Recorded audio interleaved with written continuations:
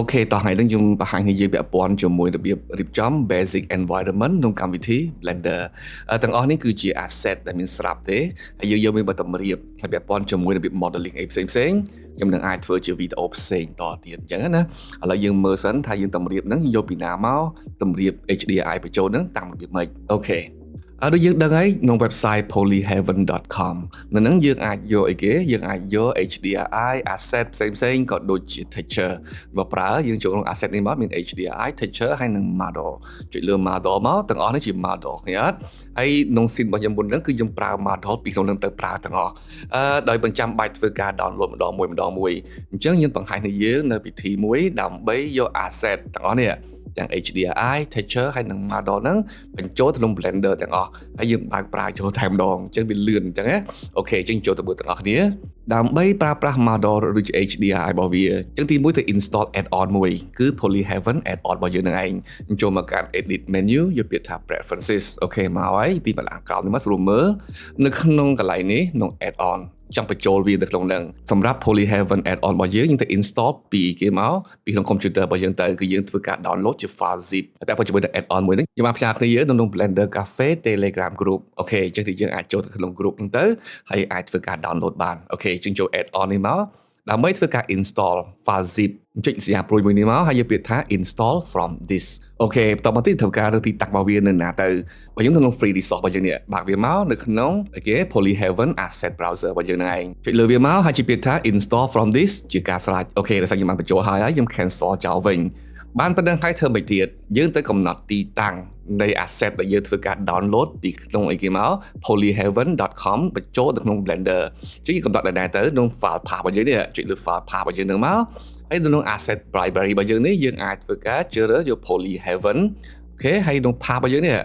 យើងធ្វើការ open ទៅរកទីតាំងដែលយើងចង់បាន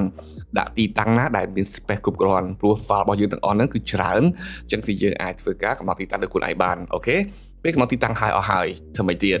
យើងចូលមកក្នុង asset browser របស់យើងបិទវាចោលសិនទៅដើម្បីបើក asset browser យើងធ្វើ split view របស់យើង split time of គេ workspace មួយទៀតដើម្បីបើក asset browser ឬម្យ៉ាងទៀតខ្ញុំទាញកន្លែង timeline របស់យើងឡើងមកលើនេះមកនេះជា timeline អញ្ចឹងណាយើងបដូរពី timeline ទៅកាន់ asset browser ជាការស្រេចចុចលើសញ្ញានេះមកយកពាក្យថាអង្គទៀតនៅកន្លែងនេះគេដាក់ថា asset browser ចុចបាច់មកគឺអត់នេះជីមកហើយមានច្រើនខ្ញុំបានបញ្ចូលច្រើនក្នុងនេះមានទាំងអីគេនេះ polygon អូខេBagapie ហើយនិង Polyheaven មានច្រើនចាំហ្នឹងទៅអញ្ចឹងនេះយើងចូលមកក្នុងហ្នឹងមកហើយមិនទៀតយើងយក Polyheaven របស់យើងតទៅទៀតធ្វើម៉េចមើលខាងលើនេះគេដាក់ថា fetch អូខេ fetch ហ្នឹងមានច្រើនដំបូងឡើងអត់ទាន់មានអញ្ចឹងទេនេះយើងមានតែ fetch ធម្មតាហើយយើងអាចជ្រើសកន្លែងនេះយើងអាចជ្រើស effect ពី HDRI បាត់ប្រើក៏បាន texture ក៏បាន model ក៏បានឬយកទាំងអស់យក all នេះមកហើយ fetch ជាការសាច់ជាងរងចាំវា download ឲ្យយើងដល់លុបហើយយូរដែរព្រោះ asset របស់យើងច្រើនអញ្ចឹងបើយើងថាអត់ចាំបាច់ច្រើនទេយើងចាប់តែ HDRI ដាក់ HDRI សិនមកហើយធ្វើការ fetch ចាំវាចប់បន្តមួយទៀតចឹងទៅអូខេបើយើងយក all ហើយចឹងមកទាំងអស់ពេលមកហើយធ្វើម៉េចទៀតយើងចូលមកកាន់ folder របស់យើងនេះគឺ Polyheaven មិនចឹងណានៅហ្នឹងមានជាអីគេនេះមាន3 folder គឺ HDRI model ហើយនិង texture ចុចលើ HDRI ហ្នឹងមកវាមាន sub folder របស់វាទៀតមាន indoor outdoor វាបែងចែកឲ្យយើងស្អាតមែនតើឃើញអត់វាមកទាំងអស់តែម្ដងយូរប្រើវាគាត់ទាញបញ្ចូលជាការស្រេចចាំនេះបង្ហាញឲ្យយើងទៅត្រាយយ៉ាងម៉េចអូខេក្នុង model ដូចគេដែរចុចលើ model ហ្នឹងមកឃើញអត់មាន furniture មានអីគេមាន lighting industry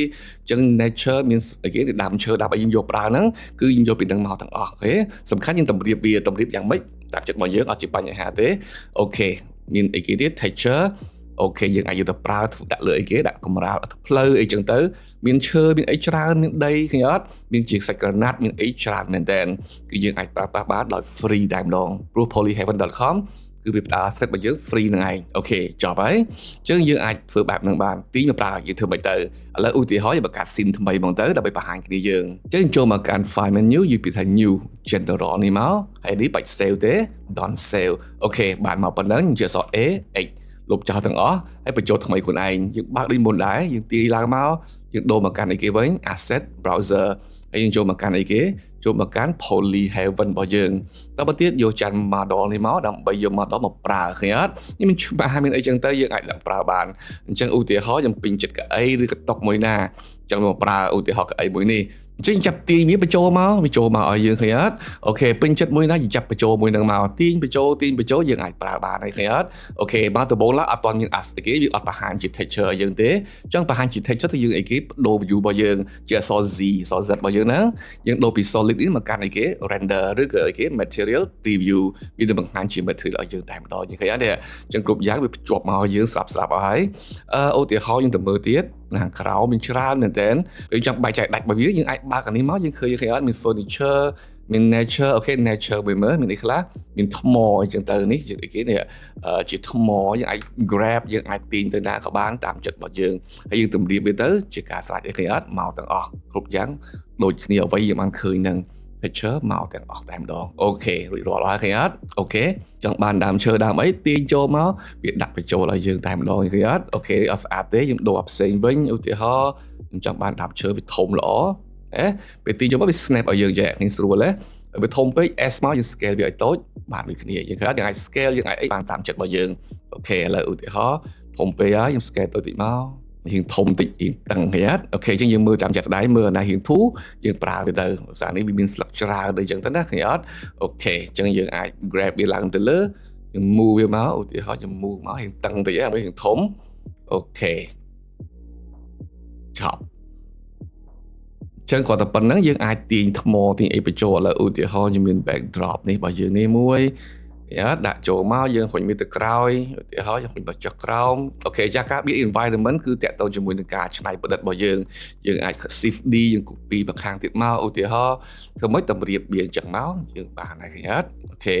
តម្រៀបមិនដាក់ភ្លាមទៅភ្លាមទេយើងមើលតាមជាក់ស្ដែងអូខេដាក់មក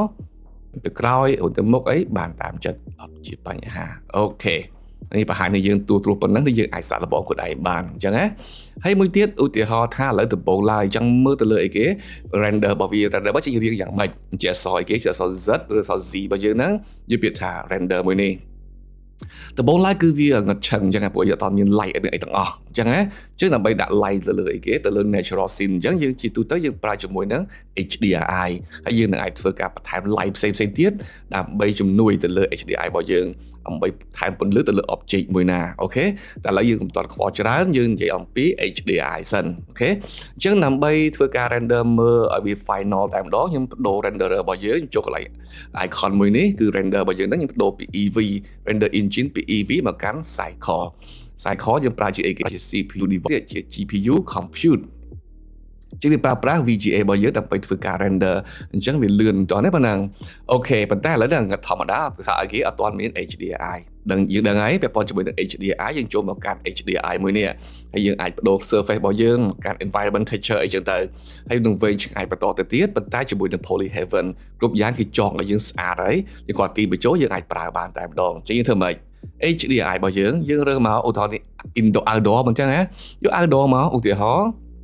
ក្នុងព្រៃឧទាហរណ៍នេះព្រៃខ្ញុំទាញអាព្រៃហ្នឹងទាញវាដាក់បញ្ចូលផ្លុកតែប៉ុណ្្នឹងមកគឺវាធ្វើការរៀបចំឲ្យយើងរួចជាស្រេចតែម្ដងយើងឃើញអត់មានពន្លឺមានអីមាន background ឲ្យយើងអញ្ចឹងមកក្នុងព្រៃដូចគ្នាហើយយើងអាចធ្វើការអីទៀតធ្វើការកែសម្រួលពន្លឺអីបានមកក៏ play អត់បញ្ហានេះឃើញ straight របស់វាថែមឲ្យភ្លឺតិចមកគឺវាភ្លឺយើងអាចថយថែមចាំបង្វិលវាមើល rotation ទៀតបង្វិលកាន់ទិសដៅពន្លឺណាមួយដែលយើងចង់បានអញ្ចឹងវាសេរីឲ្យយើងមកស្អាតទាំងពលឺទាំងស្រមោលអីមកក៏ play បងគេអត់គឺវាងាយស្រួលថាគេខៀវពេកឲ្យវាក្រហមបន្តិចយើងអាចថែម form បន្តិចមកឲ្យវាក្រហមបន្តិចមកនិយាយអត់ចឹងគ្រប់យ៉ាងយើងអាចកំណត់បែបហ្នឹងបានអូខេតោះនេះប៉ុណ្ណឹងអូខេបានប៉ុណ្ណឹងហើយឥឡូវឧទាហរណ៍ថាខ្ញុំពេញចិត្តប្លង់ប៉ុណ្ណឹងខ្ញុំចង់ធ្វើការ render ចេញជាធ្វើមិនទៅមានកាមេរ៉ាមួយសិនមិនចឹងណាមានកាមេរ៉ានៅឬអត់មានកាមេរ៉ាលោកចាប់អស់ហើយមុនហ្នឹងចឹងចុច Shift A មួយមកយើងដាក់កាមេរ៉ាមកគ្របចូលនេះកាមេរ៉ារបស់យើងឧទាហរណ៍ថា view យើងពេញចិត្តប៉ុណ្ណឹងយើងពេញចិត្ត view ប៉ុណ្ណឹងហើយយើងចង់អីគេចង់បង្ហាញកាមេរ៉ាហ្នឹងចំ view នឹងតែម្ដងចឹងឈរលើកាមេរ៉ាហើយជិះ Control Alt លេខ0ហ្នឹងមកលេខ0លើ number keypad ចុច point មកយើងធ្វើការ capture តំបន់ដែលយើងបានបង្ហាញក្នុង viewport របស់យើងនឹងឯងហើយយើងអាចធ្វើការ zoom ធ្វើការអីគេទាញមកហើយយើងអាចធ្វើការ lock ឡើងនេះ lock កាមេរ៉ារបស់យើងទៅពេលយើងធ្វើការរំកិលទៅណាគឺវាស្ថិតក្នុង frame របស់យើងនឹងតែម្ដងគេអត់ខុសទេអញ្ចឹងអា4ជុកហ្នឹងមានន័យថាគឺកាមេរ៉ាយើងមើលទៅក្នុងនឹងឯងអូខេយើងអាចយើងបើតិចមកឧទាហរណ៍កំប៉ុននេះយើងពេញចិត្តដាក់ប៉ុននេះមកអូខេហើយយើងឃើញថាឥឡូវហ្នឹងមានអីគេនៅមាន depth of field នៅទេអត់ដឹងថាមាន depth of field ទេចង់ដាក់ depth of field ដើម្បីឲ្យវាមើលឃើញមិនទៅឲ្យវាមើលឃើញមាន blur ពីក្រោយពីមុខអីចឹងណាអញ្ចឹងយើងអាចចូលទៅក្នុងកាមេរ៉ារបស់យើងនេះមកនេះកាមេរ៉ារបស់យើងនេះហើយយើង tick លើពាក្យថា depth of field មួយនេះចុច tick វាមកហើយយើងកំណត់អីគេនេះ focus distance ឬក៏ focus on object អញ្ចឹងឧទាហរណ៍ចង់ focus នៅលើកៅអីរបស់យើងនេះចុចលើសញ្ញាអីគេ eyedropper tool ចុចលើកៅអីហ្នឹងមកវានឹងធ្វើការ focus ទៅលើកៅអីហ្នឹងហើយយើងអាចធ្វើការបន្ថយ f stop របស់យើងឧទាហរណ៍ដាក់1 enter មកចុះវា blur ខាងក្រោយនេះខ្លាំងមែនតើឃើញអត់អញ្ចឹងអាមុខនេះវា focus ទៅលើកៅអីមួយហ្នឹងអញ្ចឹងអ្វីយើងបានឃើញក្នុងកាមេរ៉ាអញ្ចឹងពេលយើង render មកគឺបានលទ្ធផលសម្រាប់តែម្ដងអូខេឥឡូវឧទាហរណ៍ខ្ញុំពេញចិត្តប៉ុណ្នេះចង់ធ្វើការ render វាយើងធ្វើមិនទៅ render អូខេខ្ញុំ zoom តិចមកឲ្យឃើញអា like game នេះចង់ធ្វើការ render យើងចូលមកក្នុង render ខាងលើនេះអូខេ render យើងពាក្យថា render image ឬក៏ F12 ចុចបោះមកវានឹងធ្វើការ render ឲ្យយើងតែម្ដងអញ្ចឹងផ្លែទៅលទ្ធផលនឹងបានមកហើយឃើញទេនេះជាអ្វីដែលបានរៀបចំមុនហ្នឹងអញ្ចឹងគ្រប់យ៉ាងយើងប្រើរបស់គេទាំងអស់ទាំងគេទាំង object ទាំង texture ហើយនិង HDRI គឺយើងប្រើរបស់គេសុទ្ធសាធតែម្ដងហើយតទៅទៀតពេលពេញចិត្តពេលវាចប់ហើយយើងមើល render ពេលវាចប់ sample របស់យើងនេះគេដាក់ធំពេកអញ្ចឹងទូទៅពេលយើងពងរៀនហ្នឹងដាក់ធំពេកអញ្ចឹងយើងបិទវាចោលសិនមកយើងចូលទៅក្នុង render របស់យើងនេះនៅក្នុងកន្លែង max sample នេះដាក់ទៅប្រហែល256អីទៅបានហើយប៉ុណ្ណឹងល្មមពេល render នេះ viewport នេះពេល render របស់យើងដាក់256ដែរមកអញ្ចឹងវាមិនទាន់ច្បាស់ល្អទេតែវាលឿនយើងអាចធ្វើការយកប្រើភ្លាមអូខេជា F12 មួយដើម្បីអីគេដើម្បីធ្វើការ render អញ្ចឹងចាំមក plate គឺរួចរាល់តែម្ដងអញ្ចឹង sample វាដល់256វាឈប់តែម្ដងតោះនេះប៉ុណ្ណឹង render ទៅហើយអូខេហើយណាអញ្ចឹងឧទាហរណ៍ថាបាទប៉ុណ្ណឹងចង់ save វាទុកចូល image នេះមកយើងពាក្យថា save អូខេជា save មកយើងអាចដាក់កន្លែងណាក៏បានជាយើងបាន file របស់យើងសម្រាប់មួយអូខេតែប៉ុណ្្នឹងទេយើងបិទនេះចោលមកអញ្ចឹងចូលទៅមើលអីគេជិះ consistency មកវិញមកជួយកាត់ solid view វិញស្រួលមើលជាងព្រោះតឹងអញ្ចឹងណាជួយ solid ជួយកាត់ solid view នេះមកជាយើងឃើញ solid ធម្មតាអញ្ចឹងពេលយើងទាញទៅវាលឿនយ៉ាងអូខេអញ្ចឹងសម្រាប់វិញយើងអាចធ្វើការបញ្ចូល add on មួយឈ្មោះថា Polyhaven Asset Browser ក្នុងអីគេ edit references មិនចឹងណាអូខេហើយយើងកំណត់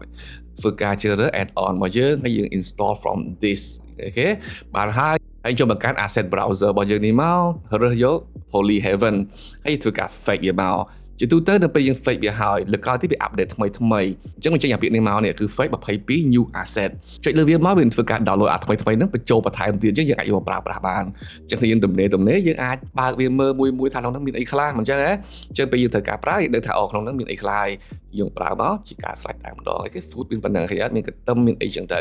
សាក់លបងខ្លួនឯងលទ្ធផលក៏ដោយខ្លួនឯងអញ្ចឹងយើងសាក់លបងធ្វើការរៀបចំ scene រៀងខ្លួនមិនមែនធ្វើតាមអញ្ចឹងទេយើងអាចធ្វើ scene ថ្មីក្នុងបន្ទប់ក៏បាន outdoor ក៏បានតាមចិត្តរបស់យើងហើយគឺយើងអាចធ្វើការ render ដាក់ចូលទៅក្នុង Telegram group ចែកគ្នាមើលអូខេអញ្ចឹងវីដេអូមួយនេះមានតែប៉ុណ្្នឹងទេអរគុណជួបគ្នាក្នុងវីដេអូក្រោយ